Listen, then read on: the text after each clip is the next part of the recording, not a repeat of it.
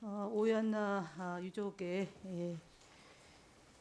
제가 가족과는 아마 3월 7일 날 만나고 오늘 이 자리에서 뵙는데 건강은 괜찮으신가요? 계속 불면증과 힘든 상황이 지속되실 거라고 보여지는데 어머님.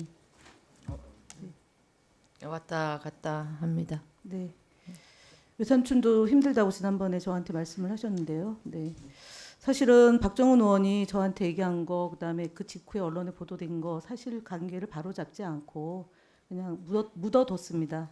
그 하나는 좀 충분히 서로가, 왜냐하면 이 문제는 비공식적으로 우리가 해야 될 일들이 많기 때문에 제가 그런 요청을 부당한 저 뒤에 계신 변호사님이 페이스북에 글을 써서 저를 공격하는 내용이 있었는데도 대응하지 않고, 매일신문도 대응하지 않고 그냥 있었습니다. 근데 박정훈 의원 얘기는 사실이 아니라는 것을 기록으로 남기려고 제가 지금 말씀을 드렸습니다. 이 자리에서 저랑 그 비공개적으로 얘기했던 내용 중에, 비공개로 저희 3월 7일 날 2시간 가까이 대화 나눈 내용 중에 진행되고 있거나 진행되고 있지 않은 것을 중심으로 사실관계를 확인하고 앞으로 해야 될 일을 중심으로 얘기를 해야 될 것 같습니다. 앞서 위원장님이 얘기했지만 사실은 청문회는 원하지 않았고 3월 7일까지 원하지 않았기 때문에 저희가 노동부에 조사되는 내용, 그다음 진상조사위원회 결과를 가지고 어쨌든 대화를 계속 쭉 해 나갈 생각이었었는데, 어쨌든 청문회나 현안 질의든 공개적인 자리에서 가족들의 목소리가 나가는 장을 만들어 달라고 해서 오늘 이 자리가 마련된 것은 맞잖아요. 그래서 삼촌께서 그렇게 말씀을 하신 걸로 알고 있고요. 그때 저랑 얘기할 때 MBC가 진정 어린 사과를 해야 된다라는 요청이고요. 두 번째로는 가해자로 지목된 4명이 사과해 줄 것을 요구했습니다. 근데 그 두 가지가 지금 아직 이루어지지 않았다고 봐도 되겠습니까? 네. 삼촌께서. 네, 두 가지를 지금 처음부터 지금까지 똑같은 입장이지만요. 진실, 그러한 일이 있었느냐 없었느냐에서 진실을 밝혀줬으면 좋겠고, 그것은 여기 계신 여야 의원들 모든 분들에게 네. 부탁을 드리는 일이고요. 그때 저희가 찾아갔다는 것도 김의원 의원님께 부탁을 드리러 갔던 거고요. 네. 그래서 앞으로도 의원님의 도움이 없으면 이 진실이 밝혀지지 않을 거기 때문에 부탁해서 드리는 것. 네, 그래서 그때도 철저한 진상 규명을 해주고 직장 내 괴롭힘을 방지하는 제도적 개선책을 마련해 달라고 했는데, 사실은 제도적 개선책도 한노위에서 준비를 하고 있는데 그 이제 한노위 담당하는 국회의원께서 현재 권한대행 체계에서는 거부권을 행사할 확률이 높기 때문에 새로운 정부가 구성이 되면 노동법을 개정해서 비정규직 처우 개선 문제를 다루겠다라고 약속한 바가 있습니다. 그 부분에 대해서는 변함이 없습니다. 그거는 저희가 민주당의 을지로위원회 위원장인 민병덕 의원하고 이후에도 이 문제는 챙기겠습니다. 맞습니다. 그렇게 하는 것은 유가족의 뜻이라고 봐도 되겠죠? 네, 이거는 그렇게 하겠습니다. 그다음에 유족들이 요구한 것 중에 하나가, 사실은 이건 진상규명이 이제 어느 정도 정리되고 MB 측의 공개적인 사과, 그에 뒷받침한 사과와 아울러 오 요한나의 재단을 좀 만들었으면 좋겠다.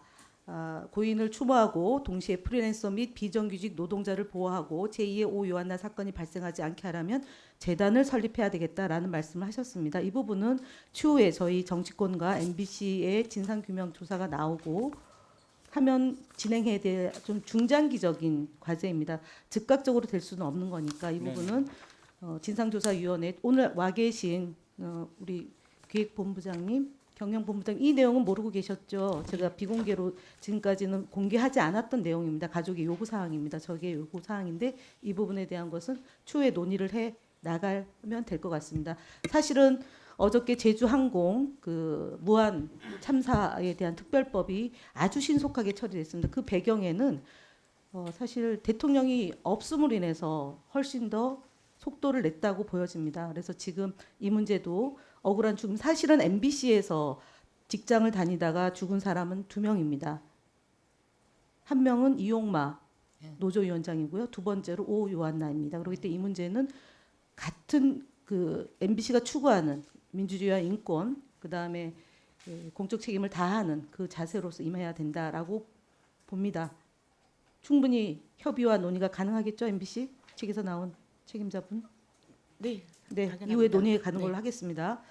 그리고 정치적으로 이용하는 문제에 대해서는 더 이상 원치 않는다는 입장은 사실은 동일하다. 저랑 2월 2일 날 외삼촌하고 장시간 통화하면서 이 부분에 대해서 처음부터 끝까지 얘기했던 게 정치적으로 이용하는 것은 반대한다라는 입장을 저한테 말씀해 주셨기 때문에 네, 맞습니다. 제가 공개적인 자리에서 이 문제는 가급적 정쟁보다는 내실을 기해서 고인의 목숨이 정말 헛되이 되지 않게 하기 위한 말씀을 드렸던 것이고, 제가 그때도 기자회견을 하던가 아니면은 당시 국정감사를 앞두고 있었을 때이기 때문에 국회에다가 직접 얘기했으면 더 좋았을 것을 언론을 통해서 하면서 되게 시간이 많이 걸렸다는 취지로 말씀드렸던 것 같습니다.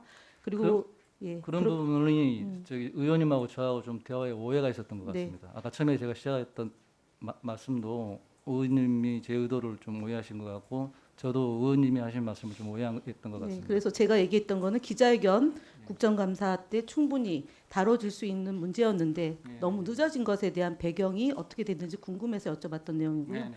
변호사 문제도 제가 왜 여쭤봤냐면 사실은 속에 있는 얘기를 나눠야 되는데 국민의힘에 총선에 출마했던 분이기 때문에 제가 부담스럽다라는 말씀을 드렸고, 오랫동안 지인인 관계이기 때문에 만나도 괜찮다고 했는데 제가 그 만남은 부담스럽다고 정리가 된 것입니다. 왜 썼냐 이런 제안은 없었던 걸로 기억을 합니다. 제가. 그래서 그 부분에 대한 오해는 없었으면 예, 합니다. 전상범 변호사님께 제가 말씀드린 것은 왜 썼냐라고 대화 나누지 않았습니다. 사실은 어떻게 전달되느냐에 따라서 국민들은 오해할 수 있기 때문에 이 자리에서 좀 바로잡고 싶어서 그래서 시작할 때 제가 오해가 있었던 것 네, 같다고 그렇습니다. 말씀드렸던 그래서 저는 서두를 꺼냈습니다. 국민의힘 출마자를 만나는 것은 부담스럽다라고 얘기를 했기 때문에